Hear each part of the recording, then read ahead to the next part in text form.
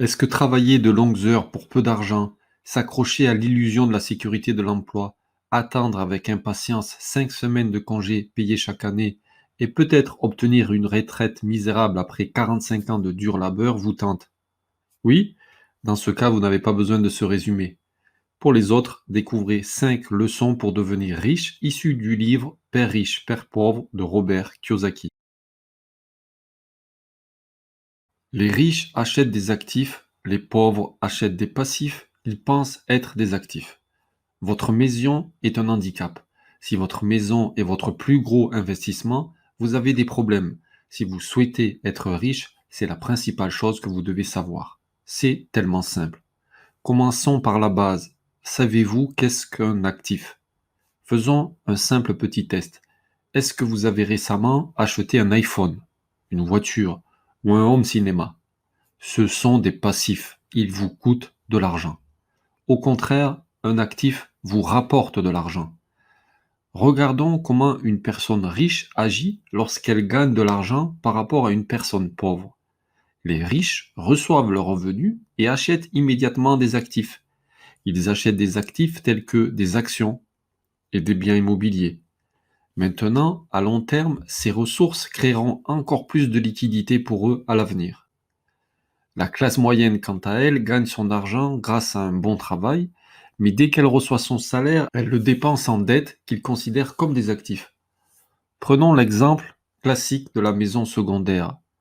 Si c'est pour votre confort personnel et vos vacances, c'est un passif, il vous coûte de l'argent. Maintenant, si vous la mettez en location saisonnière par exemple, cela devient un actif et cela vous rapporte de l'argent. Connaissez-vous le vrai principe des impôts en France? Plus vous êtes riche, plus vous payez des impôts qui servent aux pauvres. Les impôts punissent les productifs et soutiennent les improductifs.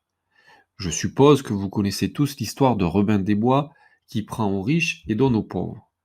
Inspiré par ce conte, la classe politique a inventé les impôts, le but étant de créer une société plus égalitaire. Le problème, c'est que les riches, ils sont trop malins et du coup le système des impôts en France s'est transformé. Au lieu de prendre aux riches et de donner aux pauvres, maintenant c'est prendre à la classe moyenne et donner aux pauvres.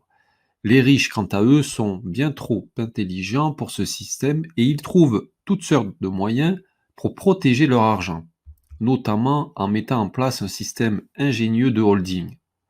Mais le ménage moyen en France, lui, paye les impôts plein pot. Warren Buffett, qui est le troisième homme le plus riche de cette planète, est célèbre pour avoir payé moins d'impôts que sa secrétaire. Comment faire à votre niveau? Lorsque vous créez une entreprise, vous pouvez payer des dépenses avant de payer des impôts. L'optimisation de vos charges consiste à utiliser le maximum de déductions possible afin de diminuer votre impôt sur le revenu et donc, par conséquent, le montant du bénéfice imposable. Vous voulez un ordinateur, une voiture, vous faites passer ces achats pour l'entreprise et cela vient en déduction des impôts. Si elle est achetée par votre société comme immeuble de rapport, tant les frais que les charges et les intérêts de financement de votre habitation sont également déductibles. Et comme ces dépenses sont importantes, vous les amortissez sur plusieurs années. Arrêtez de vous concentrer sur le revenu. Étudier dur afin que vous puissiez obtenir un bon emploi dans une grande entreprise ne sert à rien. Enfin, pour obtenir la liberté financière. Vous devez étudier dur pour choisir et détenir des actions à dividendes.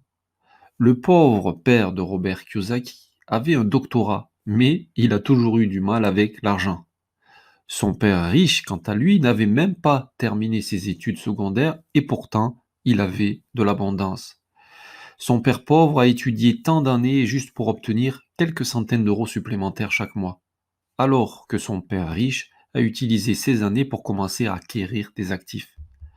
Prenons l'exemple simple d'un professeur de lycée. L'un veut faire des heures supplémentaires et des cours particuliers. L'autre achète une place de parking à crédit. Le premier gagne un peu plus d'argent, mais travaille beaucoup plus. Le second décide de partager sa place de parking de voiture en 3 places de parking en moto. Résultat des courses, il gagne un revenu supplémentaire sans rien faire. Méditez cet exemple.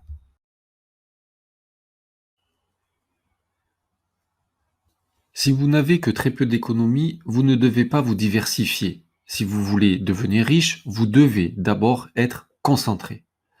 Quand Steve Jobs est revenu chez Apple en 1997, dans l'espoir de sauver la boîte de la faillite, une des premières choses qu'il a faites a été de supprimer 70% des produits au catalogue.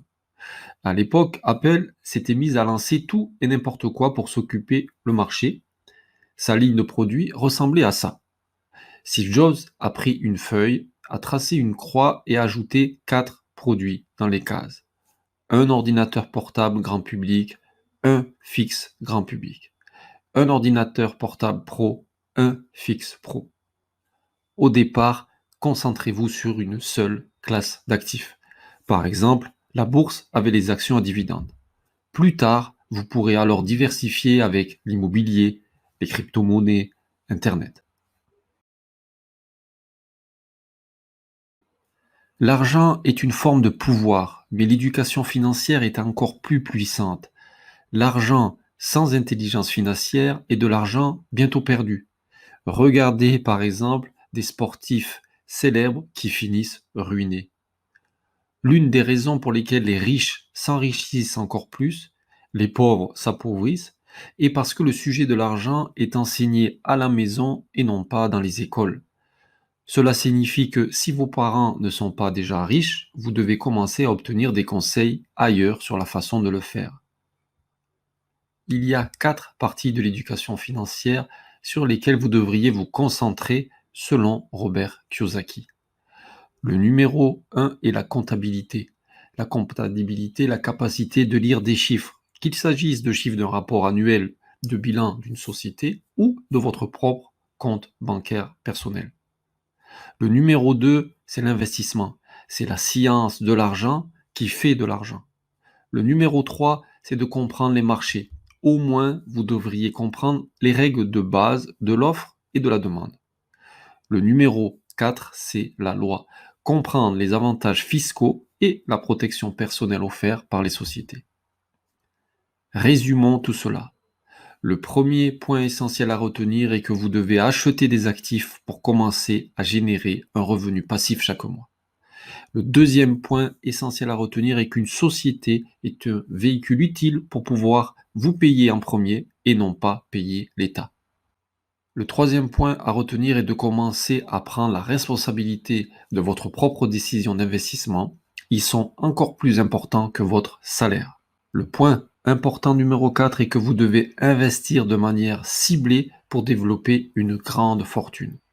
Enfin, le dernier point essentiel est le conseil pour commencer à vous éduquer sur les finances personnelles. Si vous avez apprécié cette vidéo, passez à mettre un pouce en l'air et un commentaire et continuez votre éducation financière en regardant la playlist pour développer vos revenus passifs.